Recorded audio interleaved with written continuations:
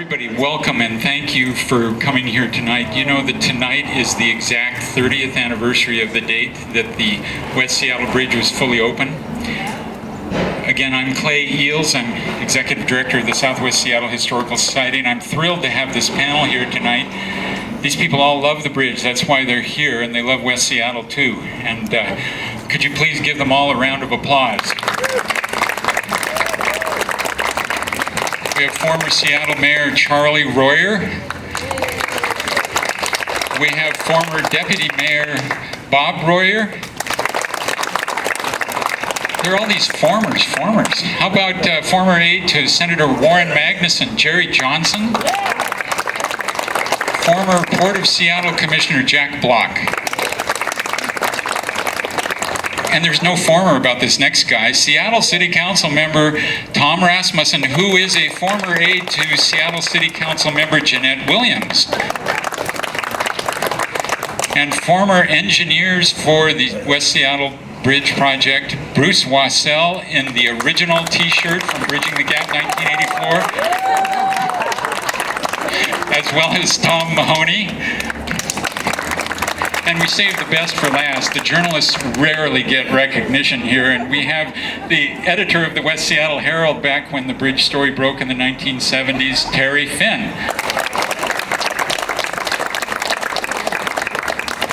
Now, I'm not going to talk very long here because I want to take us through the chronology, but I have to say a little bit. Number one, just to say that it is arguable, perhaps inarguable, that the West Seattle Bridge is the biggest thing ever to happen to West Seattle.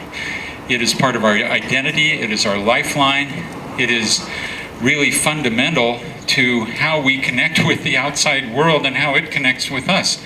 And so it's an occasion worthy of celebration. And really, more fundamentally, and the engineers can tell you this, that transportation is fundamental to our life.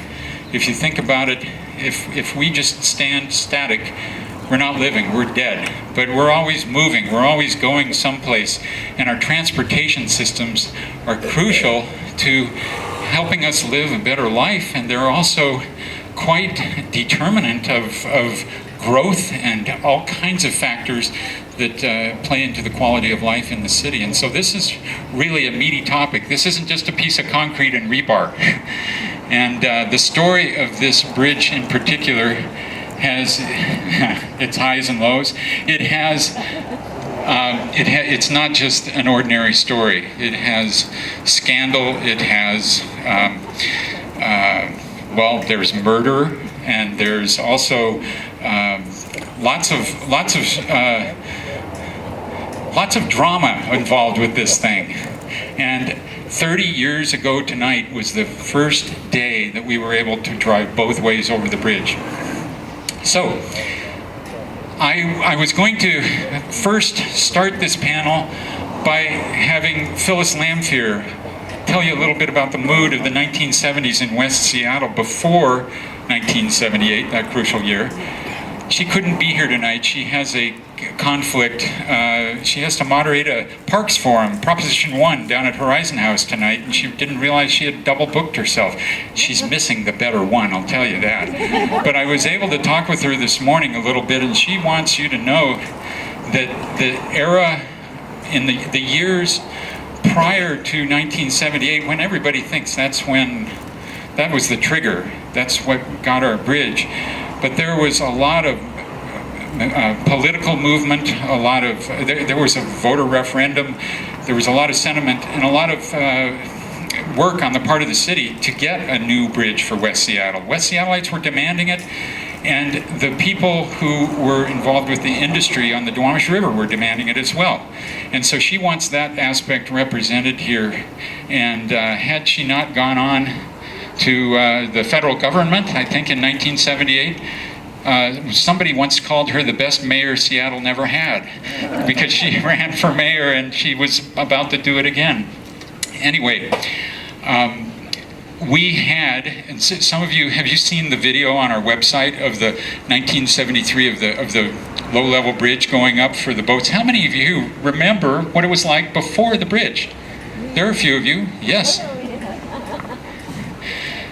So this was, I mean, if you have to wait for the Ballard or Fremont or University or Montlake bridges, you had to wait for 2 bridges in West Seattle, and oftentimes a lot longer because these boats were not pleasure boats going up and down the Duwamish. And I think I'm going to turn it over to Bob Royer first, because he can describe this as well. Bob is somewhat of a historian on this topic. He's written about it. Can you tell us about West Seattle's mood in the 1970s with regard to a bridge? Well, West Seattle had developed a mood going all the way back to like 1907, when its bridges across the then Duwamish were pretty harsh toward the authorities. In 1907 is when West Seattle merged with the city of Seattle, and it was during a period of time in which the census went from 80,000 people in 1900 to 240,000 people in 1910. A huge increase, most of it driven, there was some organic growth, but most of it was driven by annexations. In 1907 alone, West Seattle, Ballard, Ravenna, 7 or 8 towns merged with the city of Seattle at that time. And what they were looking for was benefit, of course. They wanted electricity, which Seattle had. They wanted water, which Seattle had lots of. And they wanted transportation, because they were on the other side of something, whatever it was, on the other side of a hill, on the other side of a water course, whatever it was, they wanted something. So they had real high expectations that something was going to happen out of this. A lot of people in West Seattle did not like the 1907 merger. So, and at that time, in 1907, it was pretty poor transportation, and they could remember, a lot of people in West Seattle could remember that in 1888, a stern wheeler called the City of Seattle made a trip from Seattle to West Seattle, and it took just 8 minutes. And it's still a record. And as far back as 1916, West Seattle was clamoring not for any bridge, they wanted a high bridge. They didn't want to mess with all the stuff in the tide flats and all the boats coming in. They wanted a high bridge. So, and they didn't get that. In 1924, they got a lower level bascule bridge, and then 6 years later, in 1930, they got another low level bridge. And those bridges had issues. Yeah, those bridges really had some issues. For one of the bridges had water from the Cedar River attached to the bottom of the bridge. So when the bridge would go up, detach the water main, and then when it came back down, attach it once more. So that was kind of unacceptable.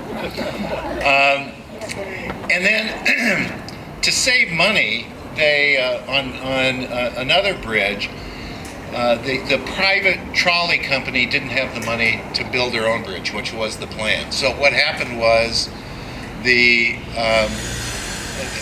made this Mickey Mouse little move where you came up from below the bridge, then you made this terrifying turn, and you could feel the trolley kind of weaving, and you're well above the water, and then you would merge on to the other bridge. Well, that was no good. And then Mayor Bertha Landis had some information that said we have to close the original trolley line because it had been so badly eaten by these insects that live in the water that it was unsafe. So what you had to do was stop the trolley, then walk across this rickety old bridge up this mean-spirited turn, and then go to the other side, and another trolley would pick you up. So you'd get pretty surly if that was the quality of your transportation. So it became a part of the West Seattle culture to be dissatisfied with the bridge. There's no question about it. So it wasn't surprising during Forward Thrust that Forward Thrust, looking what we can do for West Seattle, said, let's give them some money for a bridge. And so they gave West Seattle about $17 million, and West Seattle voted for Forward Thrust in a big way. What year is Forward? 68.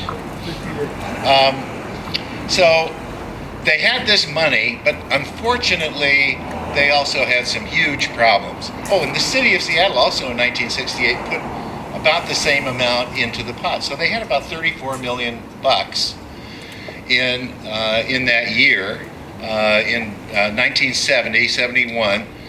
And people were kind of thinking, hey, I can see myself going up that high-level guy, watching all those boats streaming below, pretty view of everything, and they were getting pumped, and they thought the bridge was here. But unfortunately, the city had hired a corrupt former engineer who worked closely with a corrupt chair of the Washington State House of Representatives Transportation Committee, and both those two people had decided it was in their interest to do business with a corrupt Baltimore engineering firm called Norley, Bender and Stone, which, by the way, at the same time we were choosing them to do the design for the bridge.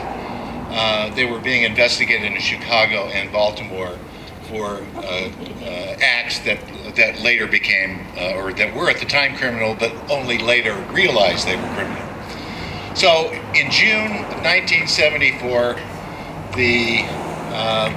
this is before the ship hit the span, but the other thing happened in June of 1974. The bids were opened, and the bids were almost twice the money that we had to do this bridge design. And the bridge design was only phase one, but it was going to be high, and you could get up there, and it was going to work great. So what happened? And then the question became, how in the world did this happen to us? We were there, and then it's all taken away. 2 years earlier, Bob Galino overruled the city's design commission and his own staff and the advice of lots of other people, and announced that this corrupt firm was going to get the contract. They had no experience in, at that time, a steel bridge design. They had none. But they did have experience in dealing with officials who were on the take, as Galino was. He not only took money, but he took favors from them. There was a woman at a New York meeting that became his as a result of an intervention by Norley, Bender and Stone. And Bob Perry, who was the head of this transportation committee, was asked to testify to grand jury, and he disappeared. So he went to Mexico, having been given a job at a nuclear plant by the lobbyists for Washington Water Power. Is this possible? What's going on here? So, and Perry, and the reason that Washington Water Power was interested in Perry was that Perry had a contact in Hong Kong who helped wash money, launder money that came from rigged bids by Washington Water Power and a construction company. That money came back to the lobbyist for Washington Water Power for use in buying the legislature. It's a little bit like, remember President Reagan and remember President Reagan and the guns for, what was it, guns for? Yeah, Iran-Contra. So, they gave guns, and anyway, it was a kickback so they could have money to use the way they wanted to use it. So anyway, it was a terrible situation. Then, we also learned that the lawyer for Norley, Bender, and Stone for their dealings out here was none other than Leonard A. Sawyer, who was the Speaker of the Washington State House of Representatives. But this is a big time, massive scandal, and I think we kind of forgotten it a little bit. But the good news of the scandal is that we did find out about it. The Municipal League, a guy named Bill Massey, who unfortunately is no longer with us, started an investigation. He smelled a rat right off the top, and he followed it, and we learned about what had happened to our dreams and our money with these corrupt officials. And then In addition to that, Shelby Skates, who worked for the Seattle PI, also a West Seattle guy for many, many years, he got a call from Bob Perry, who wanted to turn himself in. He went up to British Columbia, met Perry, Perry turned himself into Skates, but only so long as he could write it all down. And he wrote down this story from Bob Perry. Then they drove down, and he gave himself up to the district attorney. So it was a terrible, terrible setting, which throughout the bridge's history, getting built, it kept coming back. There's something dirty about this bridge, and it was difficult as a public official to be talking about this bridge because they're looking at you like you're corrupt too. West Seattle won the referendum on the bridge. Inflation, or the prime rate was 74. Well, I'm going to start with 1972 because that's what it says here. And you wrote that. Yeah. So in 1972, the prime rate was 4.5%. Today's prime rate's about 3.5%, and traditionally construction loans, that are loans taken out for the period of construction, are about prime plus 2. Mic up. Prime plus 2. Okay. So then in 1974, when voters approved the bridge, the prime rate was 9%. So it had doubled in 2 years. And then in 1975, it was 10%. So the construction loan for a 4-year construction period is going up now to about 12% interest rate. It was near 9% in 1978. In 1979, 11.5%. In 1980, 12%. The year we started construction, the prime rate in our market was 20%. So 22% interest for a big pot of money over 4 years. So every delay was critical to beat this inflation bugaboo that's in the room. So I think I'll just stop there. That's a nice place to stop. I think the next question, and we're all waiting for it, is the night the ship hit the span. And one way we can take care of this and get all of the voices out one by one is to do that great t-shirt phrase, where were you on the night the ship hit the span? In other words, how did you hear about it? And I'm going to start down at this end, because I know Terry was there within a day, correct? And then we're going to lead up to what I know is a classic story that you have about that night.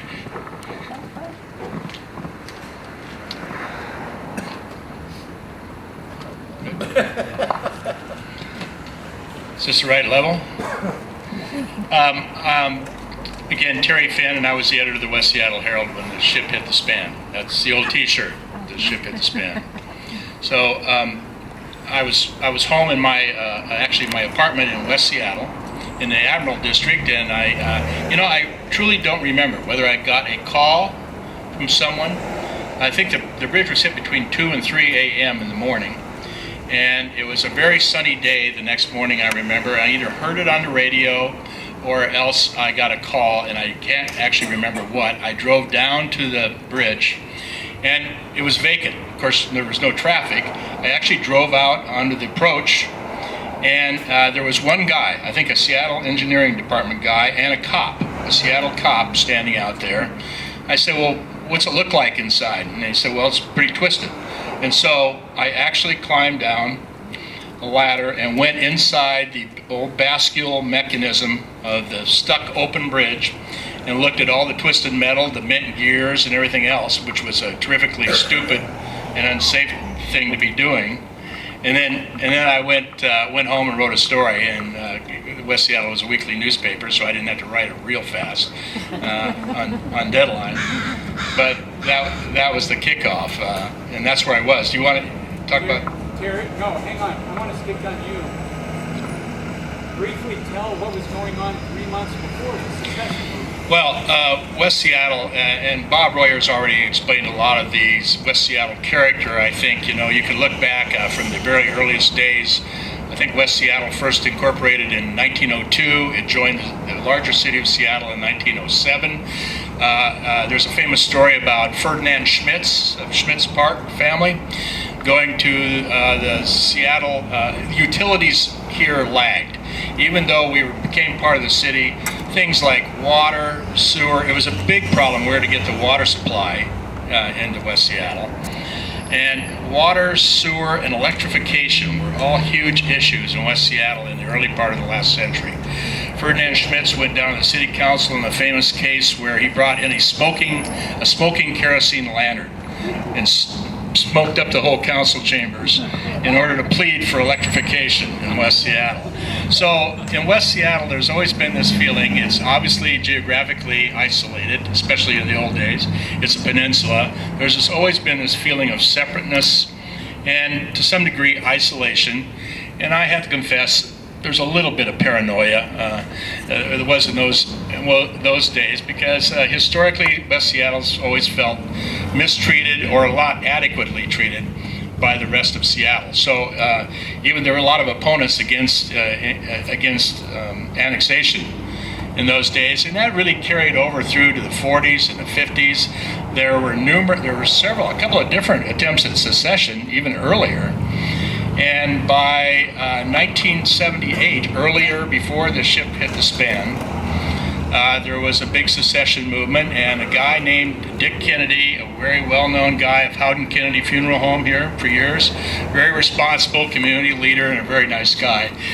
He became the chairman of a committee of secession, helped by people like Normie Beers, known as Mr. West Seattle in those days, Ken Wise of West Fuel, lots of the businesses here that I'm sure gentlemen along this table will remember. And they presumed upon County Councilman R.R. Bob Grieve to help draft this document of secession. And I was part of these meetings. Bob was funny. He used the secession document from an attempt by Martha's Vineyard to secede from the state of Massachusetts a few years earlier, and also the Confederate Rebellion document of secession. He uses his models for drafting these things, and it was never quite clear to me where a number of people were quite serious, but there was a lot of ambivalence about secession. And putting in my more practical political hat over the years, it's kind of strange because I've dealt with a lot of people at this table throughout a lot of long years. Some were dead serious about secession. Others felt it wasn't a very realistic option, but we're going to go ahead and push them anyway. And I think, I don't want to I'm sure Charlie Royer will talk about this later, and maybe Councilman Rasmussen, but I think one of the issues here was if we could actually force a vote, it was something the city didn't ever want to see happen. It wasn't the fact that it might succeed, it was the fact that even the pressure of a possible city vote on secession was something that no one in office really wanted to deal with. Councilwoman Lamphere was always a proponent of keeping the city whole and intact, and I have to say, many of us were like that too. We obviously didn't want to pull out of Seattle. So why secession and the bridge? What did it have to do with the bridge? Well, the bridge had been repeated the largest issue in West Seattle over the years. The Chamber of Commerce was very strong here in determining kind of legislative positioning. Every year it was the top legislative objective of the chamber. This West Seattle Merchants Association, the West Seattle Herald, the West Seattle Advertiser, a whole bunch of people. It was always at the top of their list. So you really couldn't be in West Seattle and be, very easily not deal with the bridge somehow. And the fact that, I don't want to go into this too heavily because Charlie may go into it, but the Royer administration did have a plan for kind of a smaller bridge. As I recall, it was a $27 million low-level bridge. And that did not set well with the community leadership in West Seattle. I'm sure the administration took a lot of flack for that. And it was that and a couple of other things, including some housing issues and other things in the city, that sort of drove this group of people to really call for secession. Tom, where were you the night the ship hit the span? comments are much more personal than historic. The day before the ship hit the span, I was in a conference with this man next to me. I was in a conference with this man closer than what? Okay. I was in a conference with this man next to me, and we had settled on agreement that the firm that I worked for was going to design some new concrete approach structures to the existing bascule bridges. We hadn't signed the contract yet. We were going to do that on Monday. Well, Saturday, the ship hit the span. Sunday, I got a call from my boss, Tom Kane. Get to the office as soon as you can and plan on staying all day. Okay. The plan then was we had 3 firms in the team that I was supposed to lead, and it was going to be a nice job. It was going to be maybe 8 or 10 people working on the job for 6 months. So they decided they would call Parsons Brinkerhoff in New York, who was one of the most renowned movable bridge experts in the world, and ask them if they'd like to join our team. And the plan was to change the contract that we were going to have with the city just a little bit, from doing approaches to a new structure to all the options we should look at in replacing what's going on. Okay. We went in, my boss and a couple of the other principals went in to visit with Bruce here and some of his compatriots, and says, we'd like to make a little change. We'd like to do a study for you. We've got the team together. We've got experts from New York. The guy had flown in that day. And we'd like to get a quick contract for the same amount of money, and we'll just get going tomorrow. Well, it took us a week. 1 week after the ship hit the span, my life changed. From having 8 or 10 people working for me, at its peak I had 120 employees in 13 different companies in 10 different offices focused on your bridge. And we hit the ground running, and we've been running ever since it was done.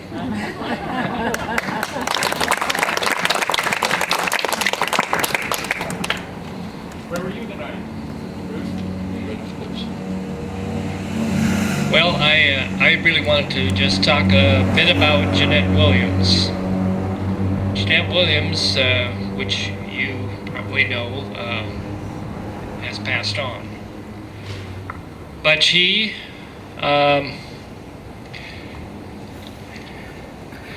was adamant that the bridge options should be looked at, and she looked at them and went to work with one thing in mind, that she was interested in a high-level bridge. None of these just over the top of the water ideas, but a high-level bridge. And over time and a fair amount of risk, she fashioned deals that brought in additional money from the Port of Seattle, King County, and the City of Seattle. By mid-1980,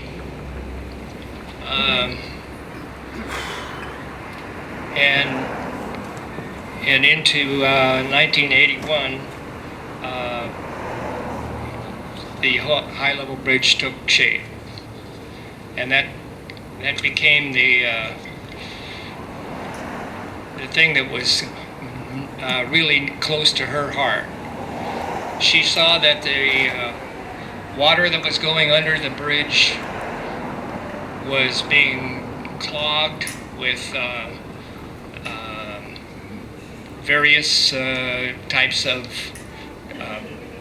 boats and rigs going up and down the channel, and it was just very slow, and she wanted to make sure that there was good ability there, good mobility there. And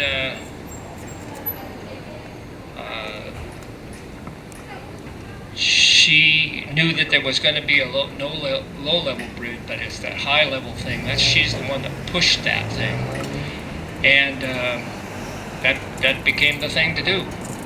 So there it is. Yeah. You were moonlighting as a Coast Guard Reserve duty officer that night, weren't you? Oh, yes. So you were one of the first people on the scene. And what I understand is you were on a patrol boat that was assigned to floodlight the bridge to see the damage. You saw it Yeah. in the middle of the night. What did you see? Well, it's a little hard to remember that, but It's okay if you can't remember, that's fine. You can pass it along to Tom. okay. I think I'll do that. Great. Thank you. Well, I don't know where I was that night. God knows it was a weekend night. What are you thinking of? But I was on the staff of Jeanette Williams. She was the chair of the City Council's Transportation Committee. And of course, when we came to work on Monday morning, she got to work immediately. As Bruce said, she had no doubt that it was going to be a high-level bridge, no rebuild, no mid-level bridge or anything like that. It was going to be high level. And she said, basically, this is our chance to get it. A lot of people have tried and they failed. And she went to work calling in all of her political chits, I guess you could say. She pulled every string, honestly. And she flew back and forth between Seattle and Washington, D.C. many, many times, talking to people from the state delegations, particularly Warren Magnuson, to get the funding that was needed, to cobble the funding together that was needed for the high-level West Seattle Bridge. Never any doubt at all, but there was a lot of naysaying. And there was quite a bit of debate, rebuild or replace or do something halfway in between. And it really took a toll on her because, as you know, as you may know, Jeanette was in her 70s, flying frequently, can cause health problems. She got blood clots. She was in the hospital for a while. She didn't want anyone to know about that. She had to be treated for the blood clots, and her health was fragile. And I think in part it was because of the frequent flying that she felt that she had to do to get the funding confirmed. It was an amazing time because it was a very controversial subject.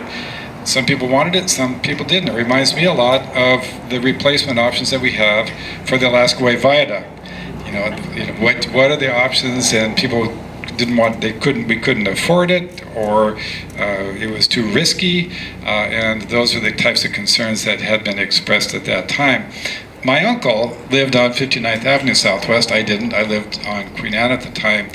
And he had seen people fail or try and fail. He'd seen people being indicted for corruption. And he said to me, that bridge will never be built. And I said, yes, it will. Because Jeanette is not corruptible. She knows Maggie, and she's going to get the money to do it. Being on the commission, we had great plans and visions for the upper Tuamish River. And we were going to build container terminals up there.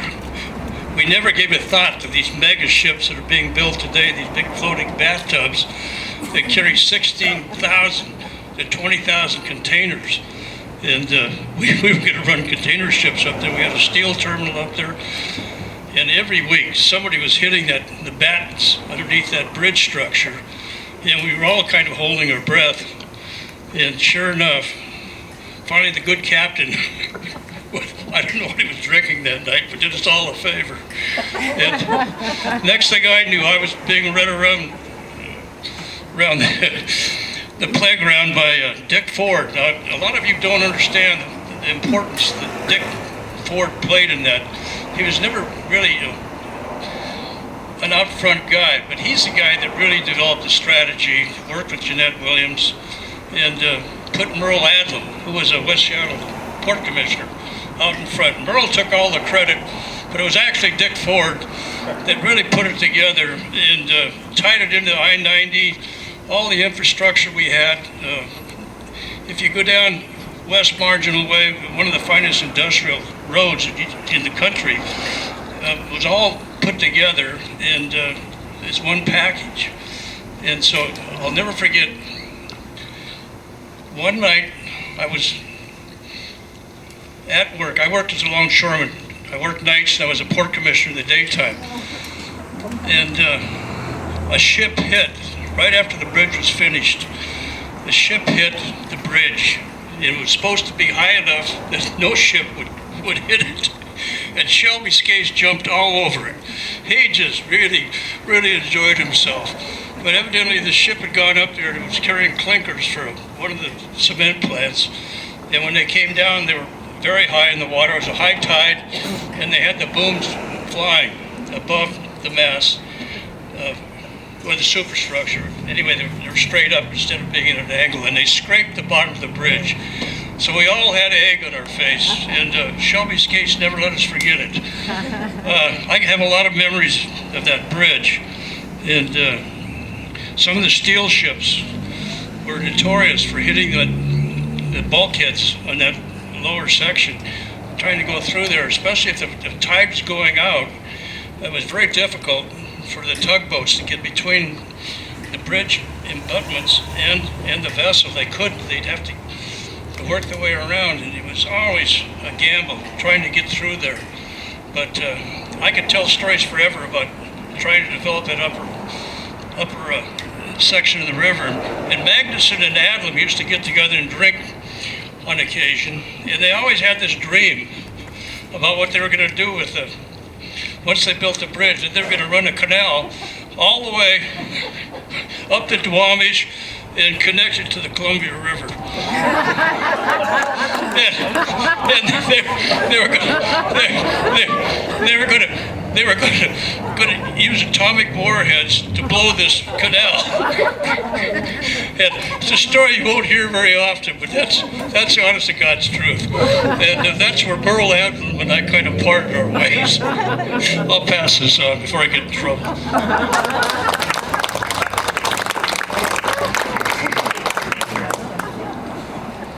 Well, let's see. I was Senator Magnuson's last. The position is now called Chief of Staff. It used to be called merely Administrative Assistant. But I was the last person to hold that job before the 1980 election, which he lost to Slade Gordon. And I actually worked at the city council, like Tom, and can attest to many meetings, making the rounds of the port and the county and other jurisdictions looking for money for one plan or another to fix this bridge. And it was a perennial and not solvable, at least notwithstanding the best efforts of many people for many years. Of course, almost every one of those schemes involved the idea that the federal government should provide a lot of money to the solution. And the only trouble with that was that there was no reason for that. And so we were always in the position of having to say, gosh, it would be great, and we'll certainly look for an opportunity, but we actually don't have a problem. I don't have a program. There's no federal program. It's not a feature of any transportation legislation that's on the books. So it was as frustrating for us as it was for people out here looking for a solution. That weekend, and I remember this very clearly because Senator Magnuson and I were both going back to Washington the morning after the ship hit the span. And this was not, and at that point, the senator did not travel by himself.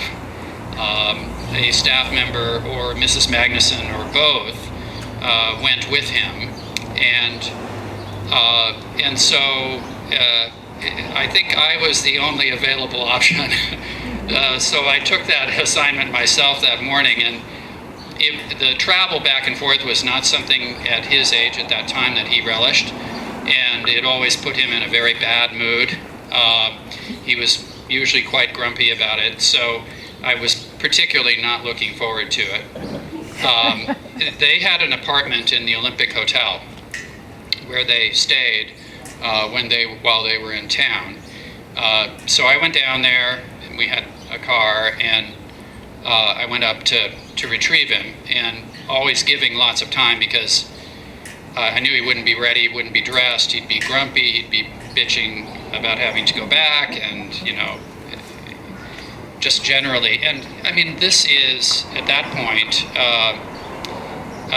he had not yet become President pro tem of the Senate, but he was the second most senior member of the Senate, a very senior member of the Senate Appropriations Committee, a very experienced and powerful man.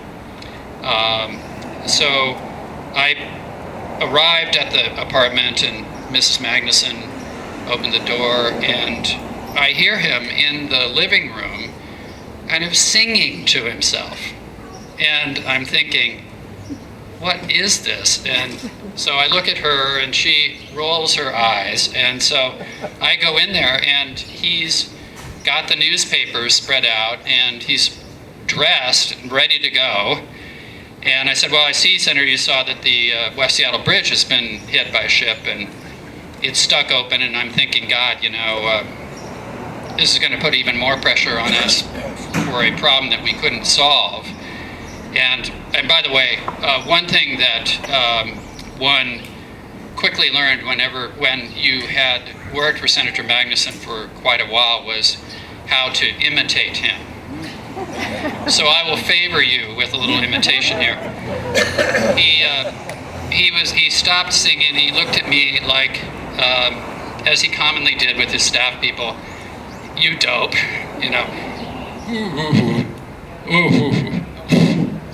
Oh, and he did that a lot. He cleared his throat, coughed, and so on. You know what this means? So, no, Senator, I'm thinking just more trouble, more asks. We can't. You said we can fix this now. It's an obstruction to navigation. And off we went. And that is literally a quote.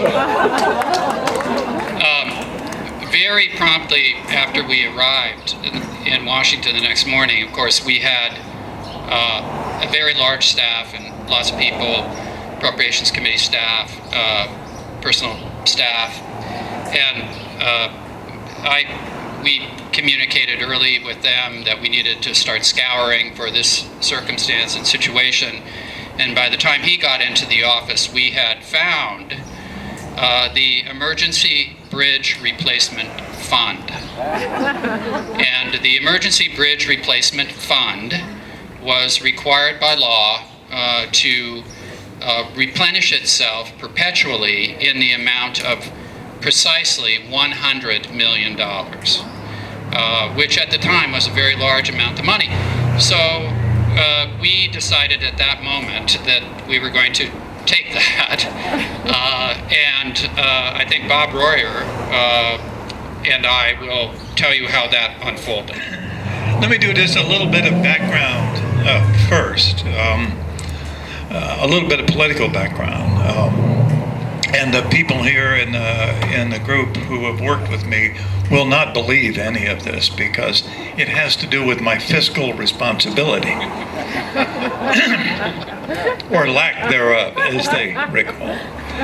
But when I was running for mayor in 1977, I obviously heard about the West Seattle Bridge. I knew the issue pretty well. I knew, as Gerry said, that there was no rhyme or reason for the federal government to find money and give it to us because the bridge was working pretty well and it was not a strategic asset. So we didn't have any money. And then the corruption that Bob Royer described drained the bank account before that. So we just didn't have the money. And so I was running for mayor against 13 other candidates, some very good candidates, including Phyllis Lamphere, 3 other members of the city council, and a guy named Paul Schell, who I thought was really smart. And I was a newcomer. So I just told the truth in West Seattle. I told people we didn't have the money, and I couldn't promise the bridge. I was the only one of the 14 candidates who didn't say I'd build the bridge. So I said, there's another reason. West Seattle is this incredibly tight community, like the rest of Seattle at that time really was. It was a single-family neighborhood type community. I said, we don't have the zoning in place. I was charged with rezoning the entire city at the time. Wes Ullman left me with that little task. So we were zoned for 6,000 plus people, and we were already starting to lose single-family neighborhoods.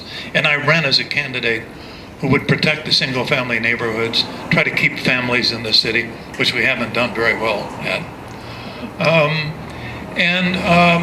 So I said, if you build this freeway over to West Seattle, you know, we're going to lose those little affordable houses. It's going to accelerate the gentrification of that neighborhood, and the character will go away.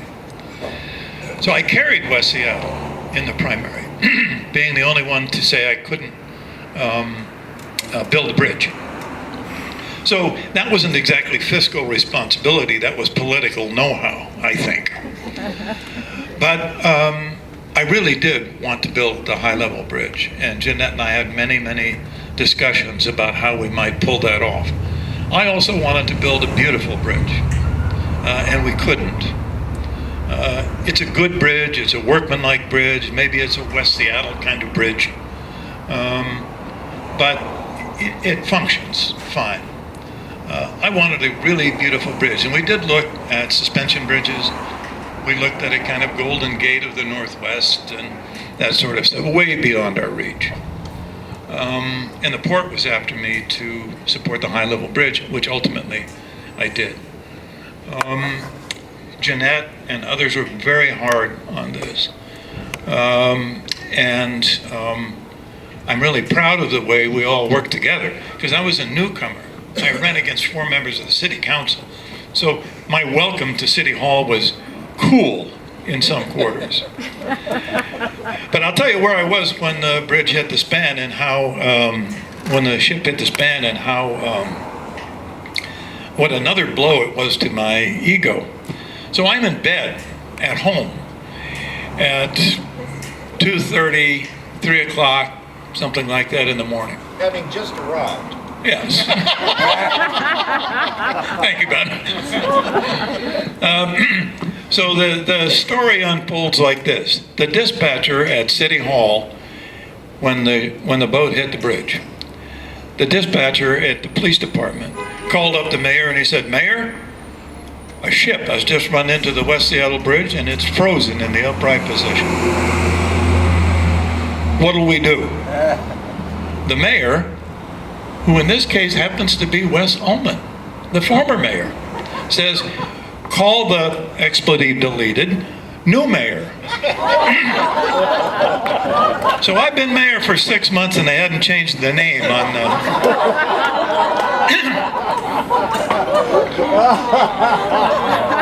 So if you think the bridge took a blow that night, I did.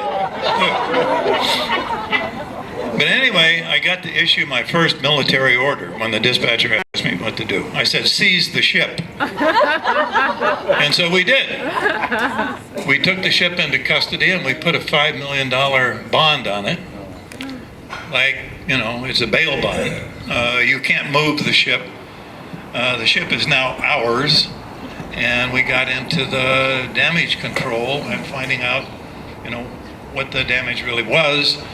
Et cetera, et cetera. So that was a really wild night. I had not planned to be Charlie Royer, the bridge builder, at that early point in my mayoralty. At some point, we would build the West Seattle Bridge, but I didn't plan for it to start that soon.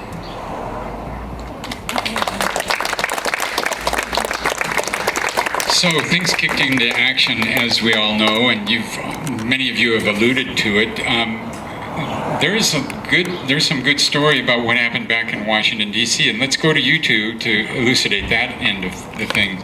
And Tom, with Jeanette, you might have something to throw in. Jack, too. Feel free to pass the mic back and forth, but this is, where is the money going to come from? I think Gerry is at the same meeting where we go to the Special Bridge Replacement Fund office in the Department of Transportation, which is this 2 rooms and a guy. That's it. And so we have our Polaroids. We have the technology of that age is really working well. We have these 12 Polaroids that show the damage to the bridge and stuck up, and I lay those Polaroids on this guy. Here, this thing. It's, God, what a hell of a mess. And then he says, get a look at this. And he pulls out a set of Polaroids about a bridge accident that had just occurred in Virginia, where a military ship had run into a bridge and destroyed a section of the bridge. And then I say, gosh, that's terrible. And then he says, get a load of this one, and here is something in New Orleans. And so at that time I realized that I lived in a very big country, really big.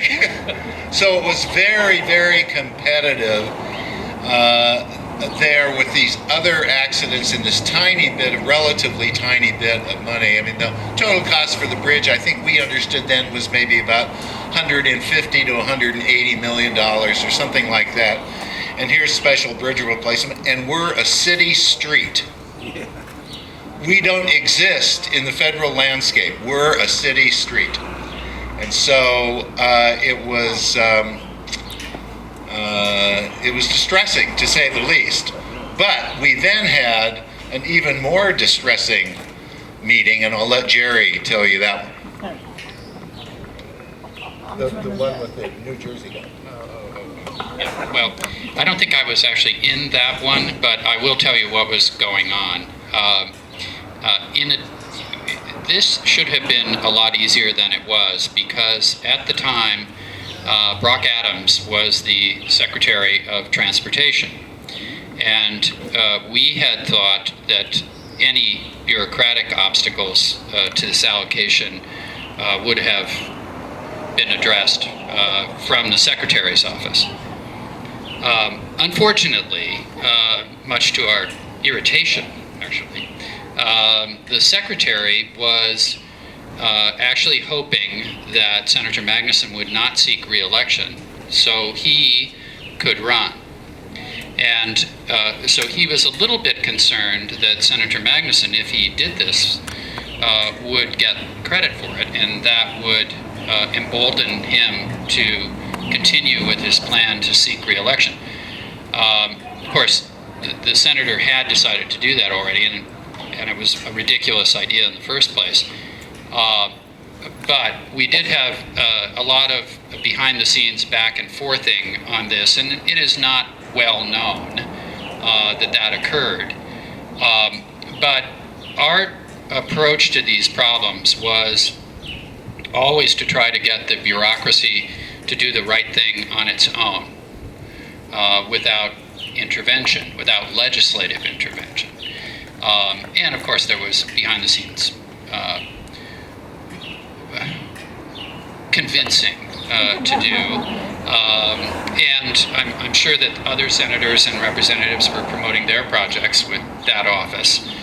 But at the end of the day, if the bureaucracy was recalcitrant and we ran out of patience, or we had a legislative strategy ready to go, which of course we did in this case, we were just going to legislatively take the money.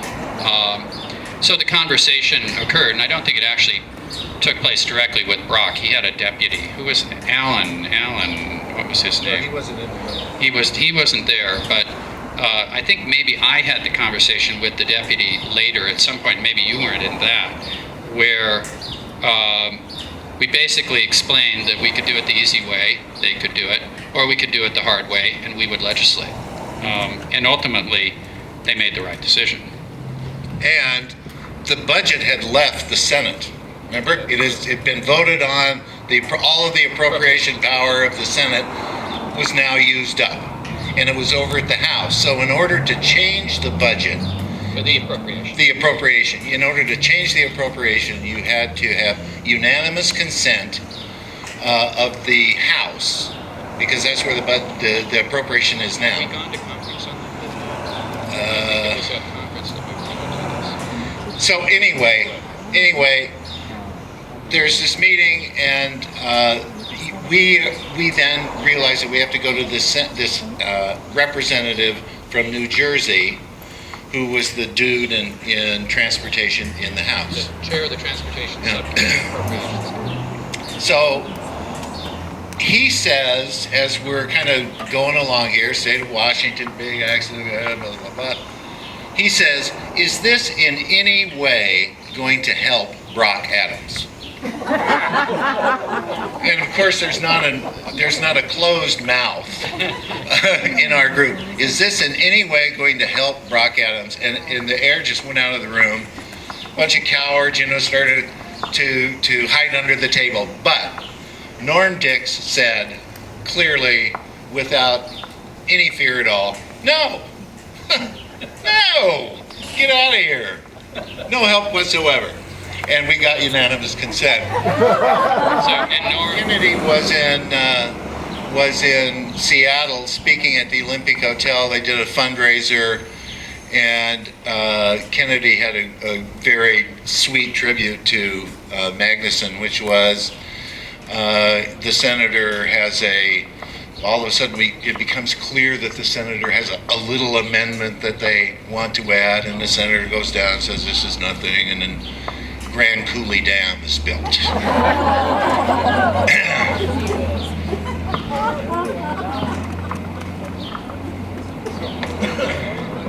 Just to try to move this along, let's go. We're going to get into the construction phase, but first, before construction, you need to wrap up the money, and it wasn't all from the federal government. And we had an editorial cartoon in the West Seattle Herald of Jeanette being Superwoman, running circles even around the mayor to try to get more money from a variety of agencies. Tom and Jack, can you talk about how that happened? She was just really great at organizing support for something like this. She kept circling back to people who could make decisions or put pressure on the right people to make decisions. I think that one of the things that Jack mentioned that is so critical to remember, this cooperation with the port was really critical. Jeanette loved the port commissioners because some of them were blue collar like Jack. They were forceful, direct people who knew what you had to do to have a successful port and a successful city. And no fooling around about it. It had to be built. So it was her no-nonsense approach, and that was the style that she liked in other people as well, that really made it possible. I do, though, I have heard someone who is closely involved in this reminded me, and Charlie, you may correct the record if this is wrong, that you did not support full funding for this. I think that she had to go to Olympia to get some funding, and you were perhaps working against it or were neutral. So correct that if not, because that rumor is out there that you were a little bit cool to that, or to the full funding for the high-level bridge. Well, I was not opposed to full funding for the high-level bridge. I was opposed to promising it if we couldn't get it. And only at the point where Warren Magnuson, it may be a city street, but it's in the city that Warren Magnuson represented in the Senate. And that man had incredible friends. We got all the bridge replacement money in the country at one point. But I'm not taking anything away from Jeanette. She did a great job, and she deserves the credit for working very hard with all of these different sources. But actually, it was more of a team effort. I mean, we had a really good group of people working even in the mayor's office, and we're all brand new. Remember, we were doing this stuff with 6 months experience under our belt. And I had a very steep learning curve. I wasn't a city hall veteran by any stretch. So, and the city council was very cool to me. They saw me as a new guy, and I had run against 4 of them. So the political situation was a little tough, but I definitely wanted the bridge, and I wanted a better one than we ultimately got. We ended up with a bridge that we could get, and one that worked. Same thing happened with another big project that was very controversial in the city, the Westlake project. I wanted a beautiful art museum with some retail connected to it, at Westlake. Would have been beautiful with some park, etc. We ended up with an office building and a retail piece that's not very attractive.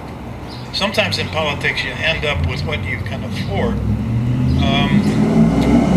And now that I'm no longer at City Hall but working on the waterfront, I don't want that to happen there. These projects get dumbed down over time because you can't get the money together, or you don't have the skill really to make the calls that will get you through these troubles of lack of funding, lack of imagination, lack of understanding the future, all these things that happen to you on a big project. So I'd rather have a couple of calls back, including one on the West Seattle Bridge, but also at Westlake. And that just not the way it works. But we did work as a team. I remember meetings with Jeanette in my office where more than one drink was passed around after work. Jeanette did like her bourbon, by the way. And so we worked together and we made something happen ultimately.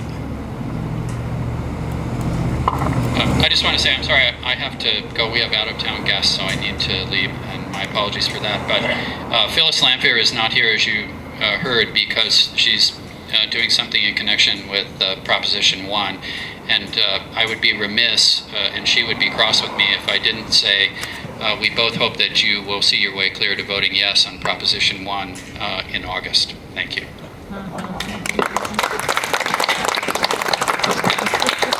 Jerry, thank you for being here tonight. And I know it's partly our fault, my fault, for the delay here in the sound system, but don't leave home without one, right? We're going to get to the construction, but first, Terry, I want to ask you, okay, the ship has hit the span, the money is coming in.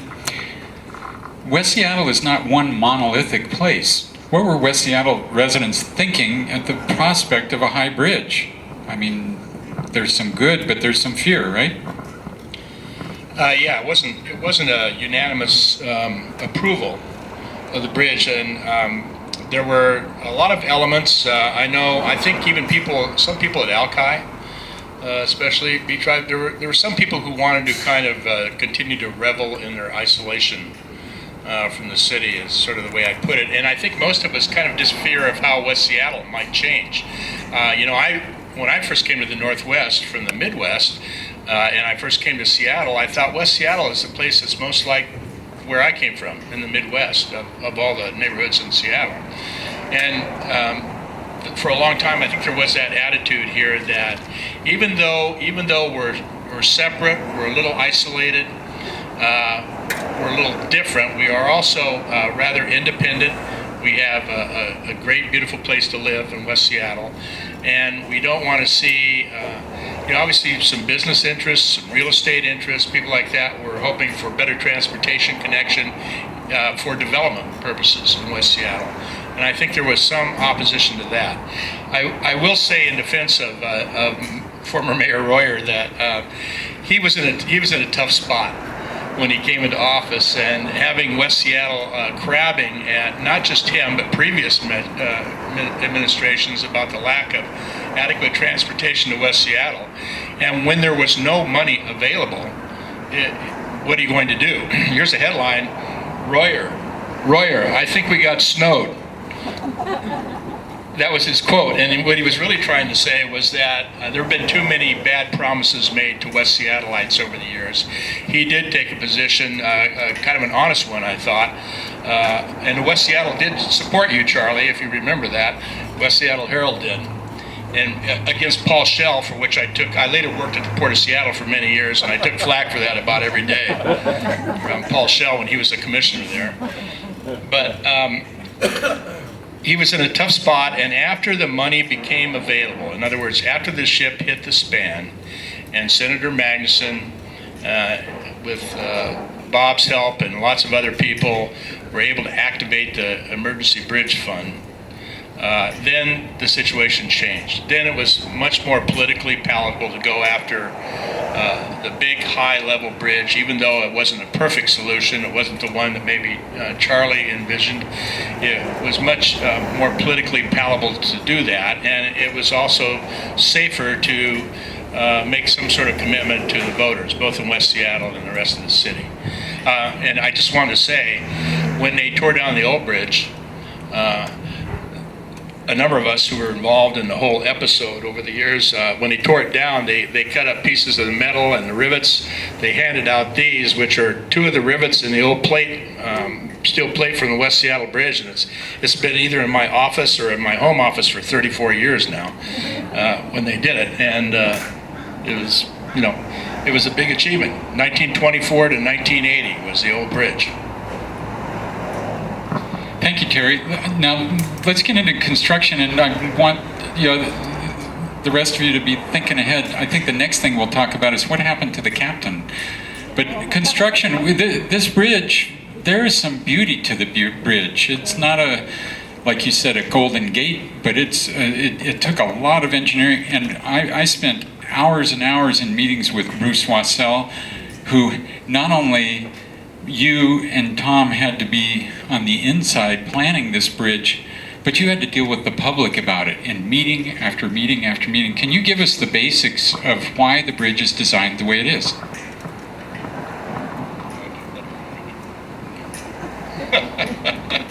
I got a call last night from Bruce. He says, Tom, I don't want to talk too much. Can you take care of it? Now, that's almost brought me back to 1978 or 79. It's like, Tom, make this problem go away, please.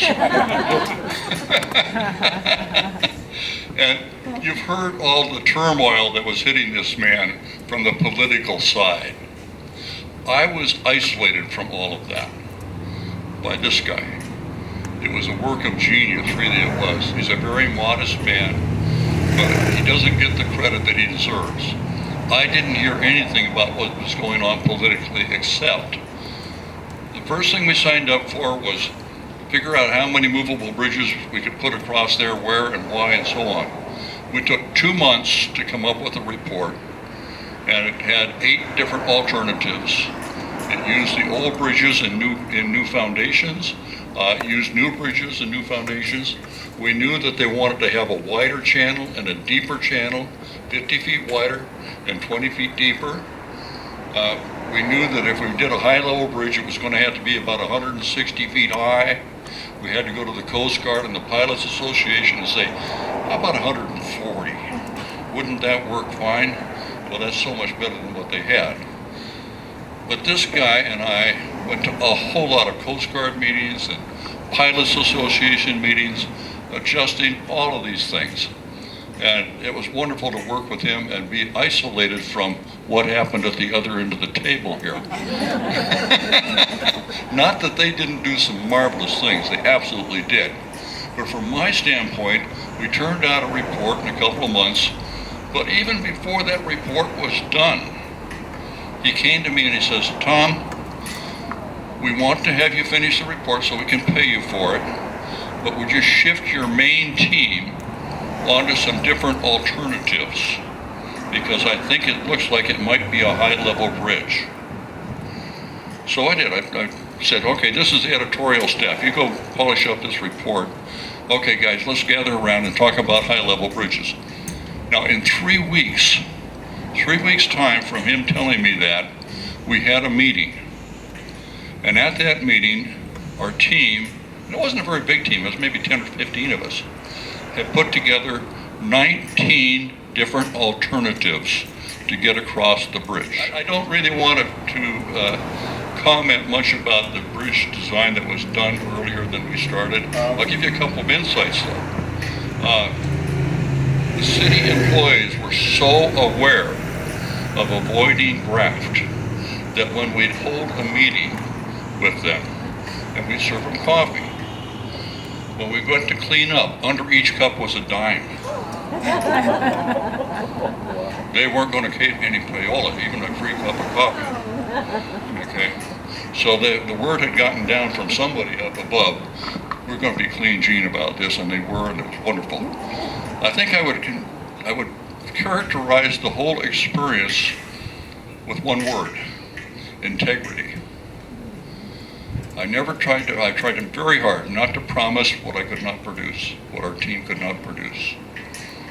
I could trust this man totally. If he says, I'm going to get this done, it would happen. And what I told him would get done, it will happen. That's integrity. And we did that for 4 years, 5 years. We turned out, well, I have a bookshelf that has about 24 inches worth of 8.5 by 11 reports that we did during a 2-year period. I have a stack of drawings, literally that high, laid out flat, that we did in about 2 years. The bridge design group that I had working on it had some utterly brilliant people on it. Tom Kane, my boss and the principal in charge of the project, provided every staff need that we needed. He was wonderful. He brought in John Clark, who is probably the best bridge engineer the state of Washington has ever produced. An absolutely brilliant man. And he did most of the preliminary design work, and then he turned right around and did the final design work, and it always worked out. We rewrote the design criteria from regular bridge design criteria. We wrote a design criteria for seismic design that was 20 years ahead of its time. 20 years after that bridge was built, it became the design standard for the nation.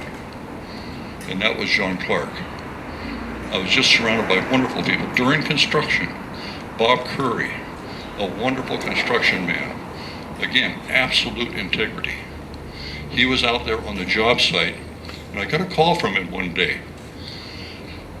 Tom, it looks like we've got a bad bunch of concrete in the high-level bridge about a quarter of the way out. What do you mean? Somehow or another, it doesn't have enough cement in it. Ooh, that's not good. What are we going to have to do? We're going to have to take that segment down with shovels and jackhammers and throw it away, redo it from scratch, and build it all over again. It's going to delay the job 2 weeks. Now those are tough calls. I said, okay, Bob, I'll give Bruce a call, let him know, I'll get back to you. Bruce says, do what you think is best. Call Bob back, says, start tearing it down. Tough calls, tough calls. But if you delay, it's just more delay. We turned out 7 different construction contracts. One for the foundation. Those foundation drawings were done and out for bid less than a year after the EIS was approved. It normally takes the state 3 to 5 years to get that done. The high-level bridge construction for the top, the superstructure, 6 months later. Across Harbor Island, 4 months later. The east and the west approach structures, 3 months and 3 months later. We got done in about 3 years, what it would normally take the state about 8 years to do. So we had a big, huge staff of very talented people working their butts off. You didn't hear that, did you? No, good. And it was just wonderful. Thank you very much. We're getting into our last half hour here. I want to get to the opening of the bridge, and that was 2 different times, eastbound lanes and westbound lanes, and there were ceremonies, and Magnuson was out for that. But who's going to tell the story of Rolf Nesland? Because during the construction of the bridge, there was a little sideshow going on in court. Bob, would you like to take that? I'll do it. I spent quite a bit of time with Rolf Nesland and his wife, Ruth, today, and I really haven't done that too much in the past, but I was struck by the fact that Nesland was considered kind of a buffoon. He was 81 years old and a pilot when the ship hit the bridge. But he was a very interesting guy, unusual. Yeah. Unusual guy. He actually had 3 families at this. He actually had 3 families. He had children. He had no children with Ruth, but he had 4 children, 2 with one woman and 2 with her sister.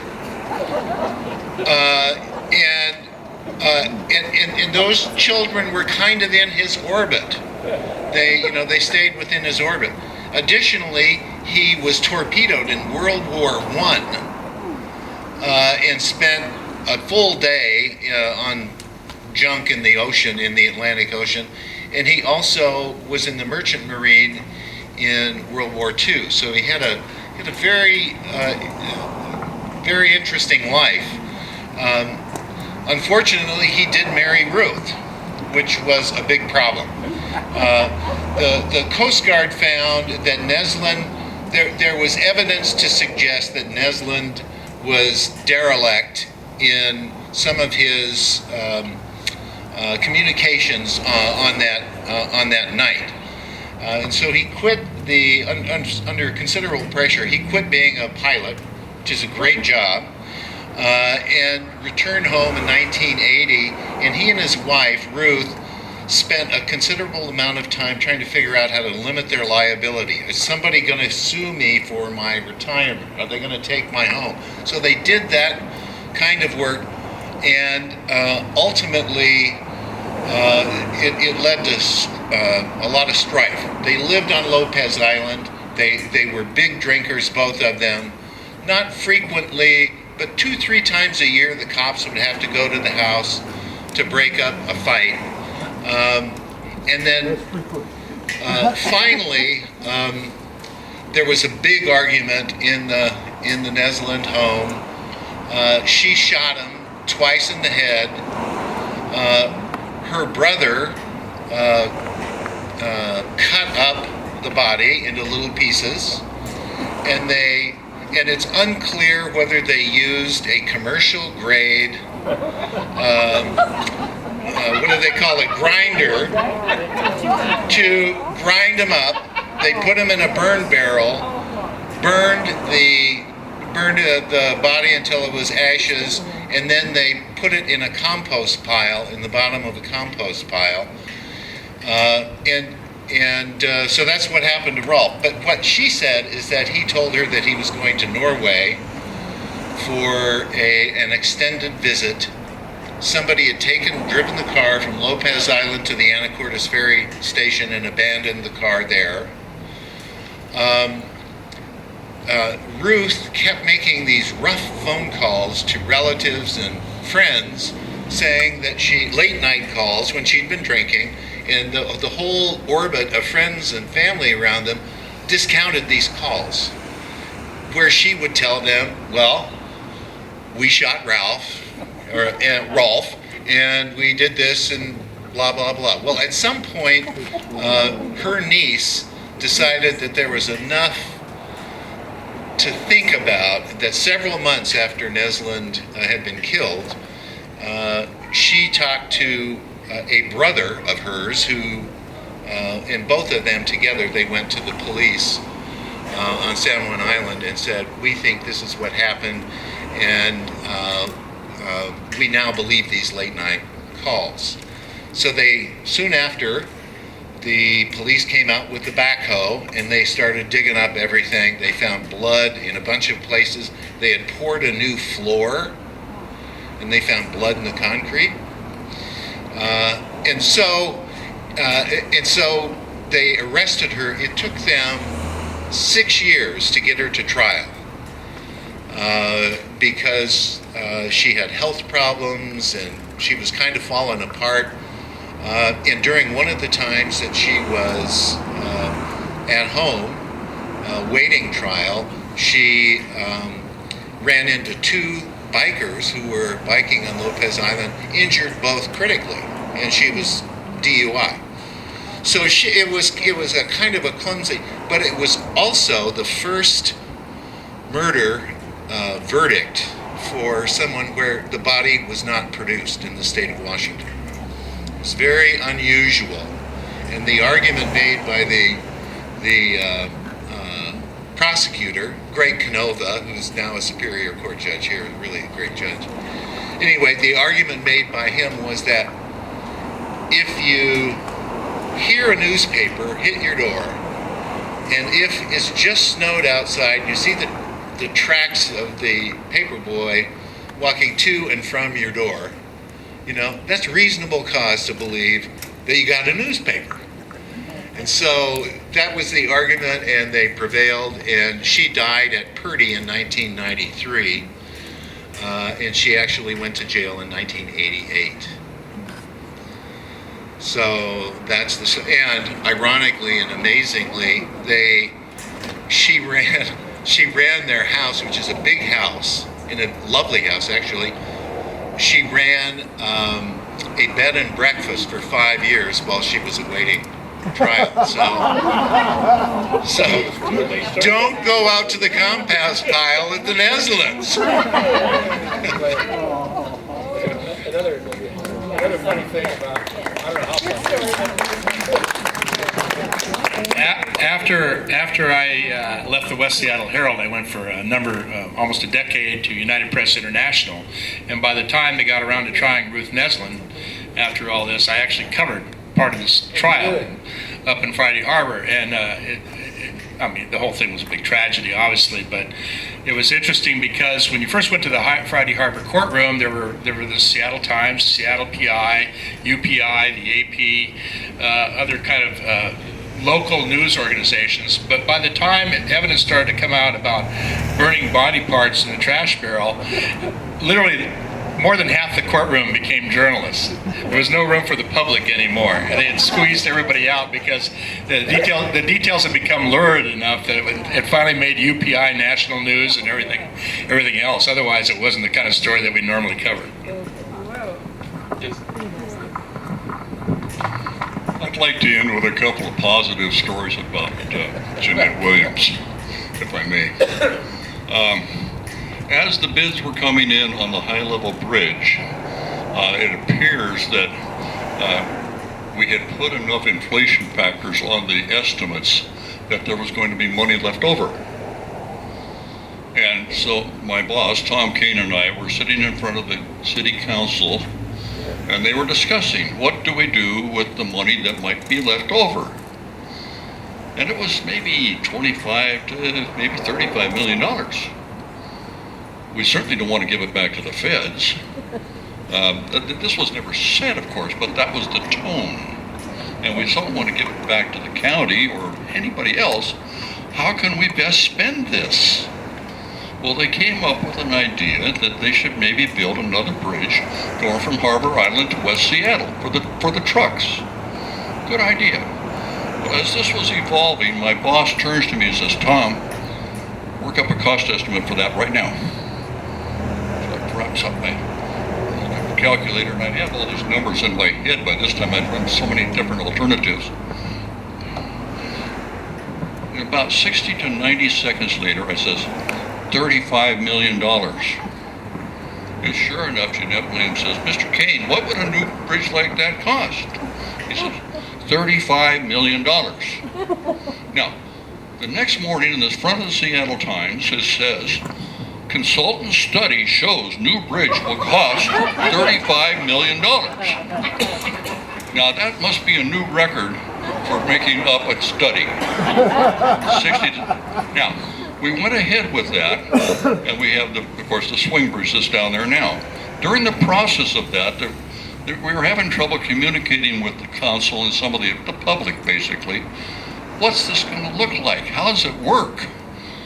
So Bruce authorized us to go ahead with a couple of models, and each model was about the length of this table, about the size of this table right here. And one of them had the swing bridge on it, and the other one had a bascule bridge on it. The bascule bridge would have set a new world record for the size of bascule bridges. And indeed, the swing bridge that's down there now is a world record for that type of bridge.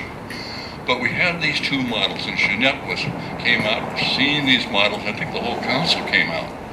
And they had the little crank handles on the side. And she just loved to crank this thing up, you know, crank it down, zoop. She played with them so much, she busted it. And Bruce runs up and says, "That's okay, Jeanette, we can fix it right away." Early, because it was done. And there was no reason to wait for the scheduled opening. You had an informal opening, you and Jeanette and Dick Kennedy. Well, there's another reason for the number of ceremonies we did. You got to remember Warren Magnuson was running for re-election.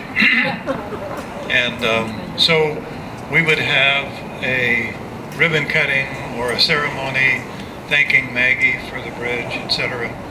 Just maybe twice a week. And unfortunately, it didn't work. We were trying. So, but everybody was very proud of the bridge and proud that we had accomplished this, even though it took a cataclysmic kind of accident to make it happen. And then all of these other lurid details that I had sort of forgotten about, you know, over the years, particularly the body parts part. I lost that. But anyway, it was a joyous occasion. The first car went across the bridge. First vehicle went across the bridge, and you know, it's still a heck of a drive. You know, just kind of going over that. I remember, I'm not a big fan of heights. You know, and I'm standing on the bridge up there, and it's not a very high barrier. So you're standing up there on the top and thinking, wow, this is beautiful, but I want to stand back from the edge a little bit. But still, I drive over. I live in Pioneer Square today, so I use the bridge to go. We don't have a major grocery store in Pioneer Square, so I drive out First Avenue now to that great new on-ramp, and I go over the West Seattle Bridge out Admiral to the Metropolitan Market or the QFC or Safeway up there, and it's just very handy. You know, you just do it. But I got stopped by a cop the other day on the coming down the hill toward the bridge on-ramp, and the guy comes up and stops me. He stops me and comes up to the car and said, "Let me see your driver's license, insurance." I gave it to him. He goes back into his car and he's gone for like 15, 20 minutes. And I know enough about this stuff to know that either I've got a terrible long rap sheet somewhere, but he comes back to the car and he looks in the window and he says, "I thought it was you. I've been Googling you." And he said, "Yeah." And he shows me his little handheld and he's got a Google picture of me as mayor. And he says, "You hired me 25 years ago." And so I said, "Thank God." And I got a warning. I earned it. Well, I'd like some of the others of you to address this briefly. I mean, the T-shirt that we have today is in celebration of the bridge. As you know, it says "Bridging the Gap," and as I point out to many people, the cars are happy, the trucks are happy, the ships are happy. But at the same time as this cartoon came out for the original T-shirt that Bruce Wasell is wearing tonight, we also had an editorial cartoon in the West Seattle Herald showing two husband and wife in a house just over the bridge, and oncoming is condos in the back of pickup trucks, apartment buildings. And I had the artist, when we debuted this shirt last month here, I had him inscribe it on the back of the shirt. It said, "Hold on to your hat, Harold, they've opened the bridge." So I'm wondering if any of the rest of you, I mean, it was a celebration, but were there some mixed feelings? Is there something lost with something gained with this bridge? Well, I was elected in 1974, and I was kind of a neophyte, and I was overwhelmed by the responsibility I had, and I gained a lot of experience in this bridge committee, and obviously we not only built the high-level bridge, we built the low-level bridge, And a lot of you aren't aware that there was a third bridge that connected, because we had to have an alternative bridge to service Harbor Island. So there's another bridge down there that nobody in West Seattle hardly ever uses, but it's there. There's another bridge there connecting to Harbor Island from the east to the west side. And we had to build that bridge. But based on my experience, bridge building experience, we had a killer bridge. We had another bridge, the First Avenue South Bridge. It was integral to West Seattle. And we called it the killer bridge because 13 people had died on it. And I was sitting on it with a group of people, and Jeanette Williams was there, and a whole bunch of people. And we were trying to figure out some way to get this bridge replaced, because it was just really confusion trying to get across that bridge. It was holding up a lot of traffic and was really affecting the airport. So I came up with the idea, well, we'll all just put some money into engineering studies and get it started. And so I had a real ability to tell stories. And I said, well, I'll pledge $250,000 to get this thing going for the engineering studies. And everybody just followed along. We all put this money up, and I held my breath. Thought, oh God, I got to go back and face my commission now. And tell them I just gave $250,000 away. So I went to Dick Ford, and he says, God, you could have pledged more. We could take it out of the Airport Development Fund. So anyway, that's the story behind the First Avenue South Bridge. Thank you, Clay, and the Southwest Seattle Historical Society for organizing this. It's so much fun to hear all of these stories, and especially about the intrigue and the conversations that went on in offices in Washington, D.C. and in the Port of Seattle. We know that those conversations do occur. Those conversations were among bold and visionary people like Charles Royer and Jeanette Williams and Warren Magnuson, and we continue to need that kind of leadership today. You know, our work to provide good transportation and transportation alternatives to West Seattle is not done yet. So it's going to take a lot more work to do, but this bridge has served us very, very well for the cooperation and the leadership that was shown by those public elected officials at that time. Any other parting comments before we take questions?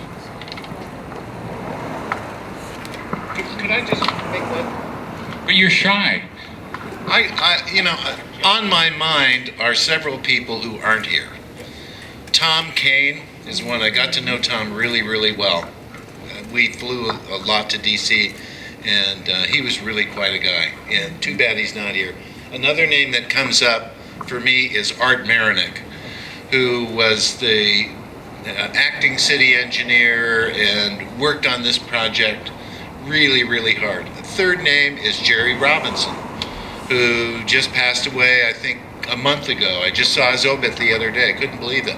And another guy was kind of a foil for the secession for him, I'm sure. Dick Kennedy. He was a sweetheart.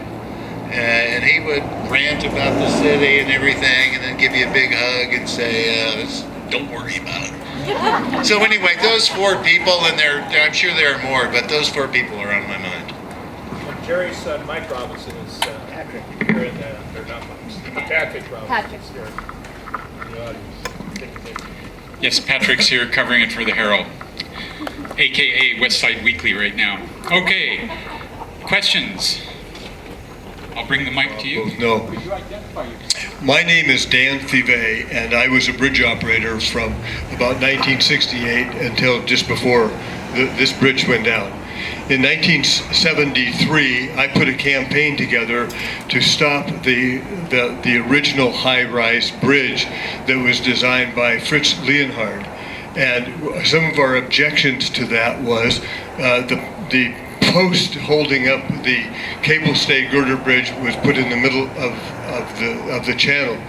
But I worked with Tim Hill on that, and Tim and Phyllis Lamphere were very good friends, and then they parted ways during that campaign.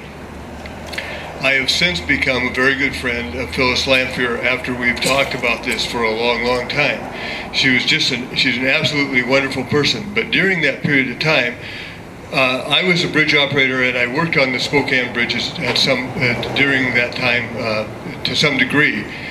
The problem was not the bridge being raised up and lowered. The problem was after you got on the east side of the bridge, the roadway went down to the ground level and was stopped by the trains, and everybody blamed it on the bridge. Well, the bridges went up for 3 to 5 minutes, 4 or 5 times, or 2 or 3 times a day, not very often at all. And so when I pointed that out in front of the city council, there was a city council representative from West Seattle named Best, and finally he was so obnoxious to me, I started referring to him in public as Councilman Worst. And then we got pushed into a group with Richard Ford, and we said, well, why don't you raise this up and make a high level, a 65-foot bridge over the east channel, so you have 2 channels for most of the boats.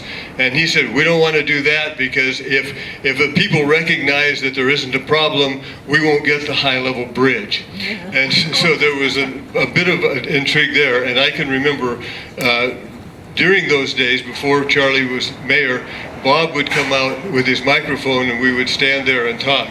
Well, the only other thing I'll have to say about that is I got a young intern to work with us on it, and it was his first campaign anywhere.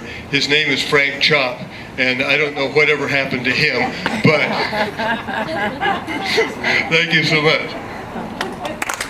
Oh, just one thing that no one mentioned here about the corruption on that particular bridge is that Maryland fund, who I can't remember the name of, Stone or something like that. Bender and Stone. Yes. Well, they were the people walking into Vice President Agnew's office with bundles and bundles of cash, laying it on his desk, and that was the major reason that he resigned.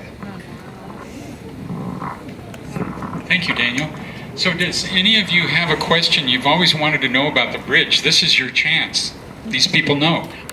Marcy, this is our president, Marcy Johnson of the Southwest Seattle Historical Society. Please give her a hand. I have a question about you mentioned that there were a lot of contracts, and Saturday I met a woman who was a concrete apprentice, concrete pouring. That's what she did. She was an apprentice and remember working on the bridge. My own younger sister was an iron worker and was an apprentice working on that bridge. So I wondered, it cost a lot of money to build, but how many jobs were created and how many people actually really worked on the bridge? Also, you could add in the fact that this was a first time of a huge effort to employ women and minority-owned businesses as well. Yeah, I have no idea how many construction people were on the job. I can tell you I had 120 people working under my supervision during the peak of the design. Probably 400 or 500 in the construction phase at one time or another. One comment, you can be kind of glad that other bridge wasn't built, because the people in the East Coast don't know about earthquakes. They did not adequately design that bridge for the earthquakes we have here. The bridge that you have here now is 5 to 6 times as strong against earthquakes as their bridge was. 5 or 6 times as strong. They didn't know about liquefaction. That's when the sand turns to liquid and allows the bridge to just slide over sideways. They hadn't accounted for that at all. This bridge has got it all taken care of. So they were not only corrupt, they were incompetent. I'm sorry to say. Thank you, Tom. Other questions? Isn't the name of the bridge? Hang on, Bonnie. Hang on.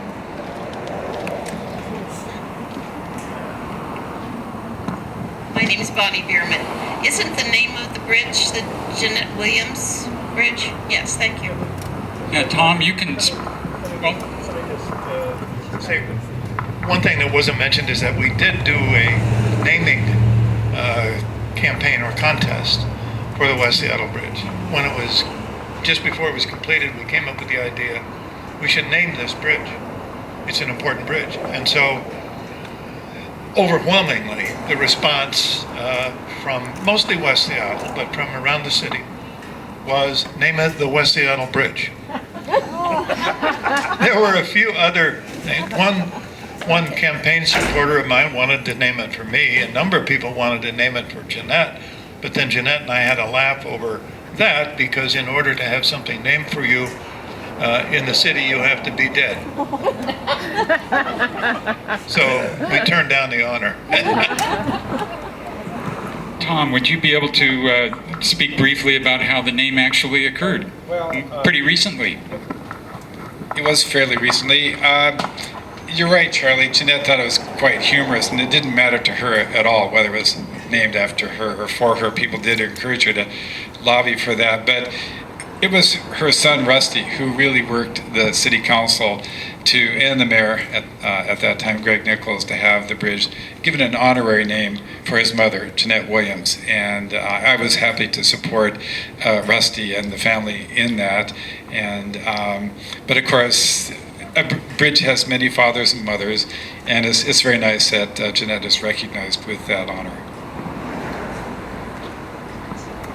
Okay, any other questions? I think we're done. Could you please give these guys a round of applause? Thank you so much, and thank you for hanging out through the delay at the beginning. And this is a unique event. This is the kind of thing that we like to do and we will do more of, and you can look for more of that in the future.